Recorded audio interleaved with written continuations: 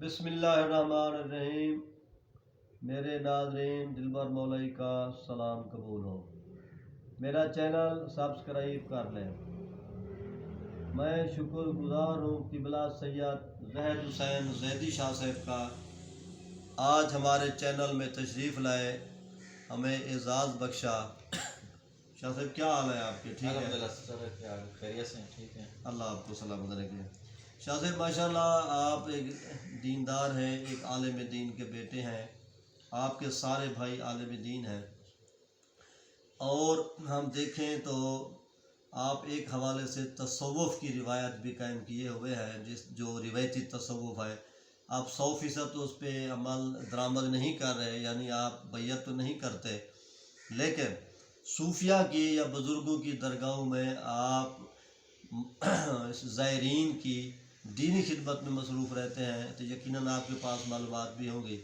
پہلے تو یہ آپ کا آبائی علاقہ ہے، مادر علمی ہے، خانپور میں بی بی ولایت بی بی کا مزار ہے، اس بارے آپ تھوڑی سی معلومات دے دیں۔ بسم اللہ الرحمن الرحیم۔ سب سے پہلے تو میں شکر گزار ہوں برادر دلبر حسین مولائی صاحب کا، ان کی کاوشوں سے ہم یہاں حاضر خدمت ہیں۔ عرض یہ ہے کہ پاکستان بالخصوص بر صغیر کی جب ہم تاریخ کا مطالعہ کرتے ہیں تو ہمیں اولیاء اللہ کا کردار بہت واضح نظر آتا ہے، ماشاءاللہ، اور پاکستان کے آپ کونے کونے میں دیکھیں گے تو ان اولیاء اللہ کی مزارات موجود ہیں۔ بہت خوب۔ اور ایک بات جو ہے کہ صوفیت اور اولیاء اللہ میں تھوڑا سا فرق ضرور ہے، انشاءاللہ کبھی موقع ملا تو صوفیت، کیونکہ صوفیت ایک عزم ہے، اولیاء اللہ کی طرف سے ایک خاص لطف ہے ان کا۔ ماشاءاللہ، تو ہمارے اس علاقہ مانا ہمدانی اور بستی فوجہ خانپور روڈ پر جائیں تو ایک آپ کو قدیمی مزار نظر آتی جو بی بی کے نام سے مشہور ہے، ولایت بی بی۔ جب سے ہم نے ہوش سنبھالا ہے تو ان کی کچھ چیزیں ایسی ہیں پاکستان کے اندر، وہ صدری علم ہے۔ مثلا آپ کو تحریری علم نہیں ہے، تحریری علم اسی لیے نہیں ہے کہ اس وقت لوگ اس کو تحریر نہیں کر سکے، اگر تحریر ممکن ہے کیا ہو تو ہم تک وہ چیزیں نہیں پہنچی۔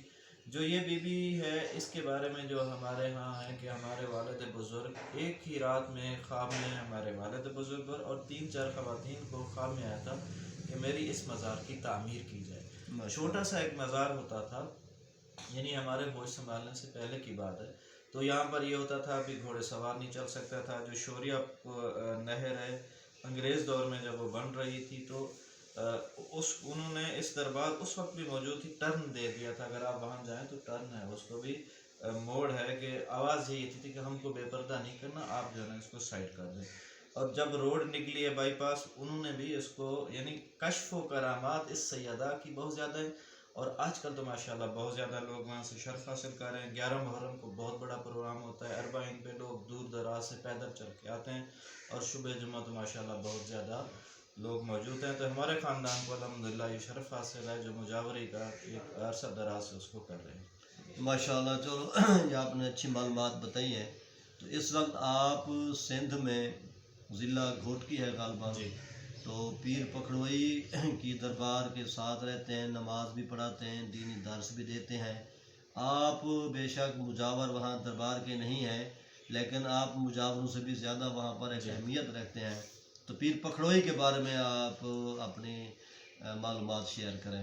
جی، ڈسٹرکٹ گھوٹکی، اگر آپ کے پی ایل روڈ پہ جائیں نا، جو مطلب ہے لاہور پشاور روڈ، یہ روڈ کہلاتی ہے کراچی والی، تو مین روڈ پر میرپور ماتھولو سٹاپ سے 40 کلومیٹر کے فاصلے پر ایک دربار، صحرائی دربار ہے، پیر پکھڑوئی کے نام سے۔ اصل پکھڑوئی پکھا سے ہوتا ہے، پکھ یعنی وہاں پکھڑوئی اس لیے کیا جاتا تھا۔ یہ بھی سینہ گزٹ ہے، لوگ جو ہے نا جوک جو سینہ بسینہ جو علم چلتا آ رہا ہے، تو پیر پکھڑوئی کو صحرا کا گھوٹ بھی کہا جاتا ہے، گھوٹ دھنی بھی کہتے ہیں، صحرا کا گھوٹ کہتے ہیں۔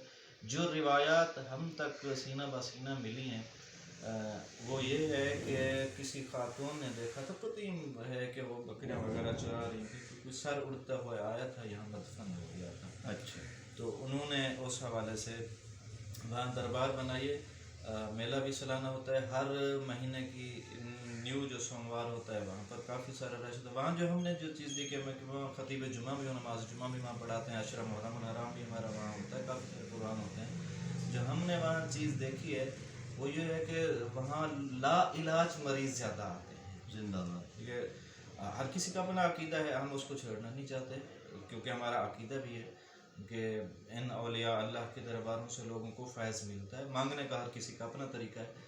تو لوگ آتے ہیں کہ لا علاج مریض وہاں آتے ہیں, کئی ہم نے اپنی آنکھوں سے دیکھیں لا علاج مریض جو ہے نا, کینسر کے, جلندر کے, کافی سارے لوگ ٹھیک ہو جاتے ہیں. اور بے اولادوں کے لیے بھی لوگوں کی مدد, وہاں پر جو لوگ رہ جاتے ہیں, مطلب 5 راتیں 10 راتیں, تو ان کو رات کو کوئی نہ کوئی اشارہ مل جاتا ہے, بھی آپ فلاں جگہ 9 راتوں کا رواج بھی ہاں ہے. 9 راتوں کا ابھی تک ہے کہ ماشاءاللہ وہاں پر لوگ آباد ہیں, اور دور دراز سے لوگ آتے ہیں. ابھی حال ہی میں ان کا جو ہے نا اسی ہفتے میں نا میلہ ختم ہوا سلام. ماشاءاللہ ہم آپ کے شکر گزار ہیں, آپ نے 2 درگاہوں کے بارے میں ہمیں معلومات دی ہیں. اللہ آپ کو سلامت رکھے.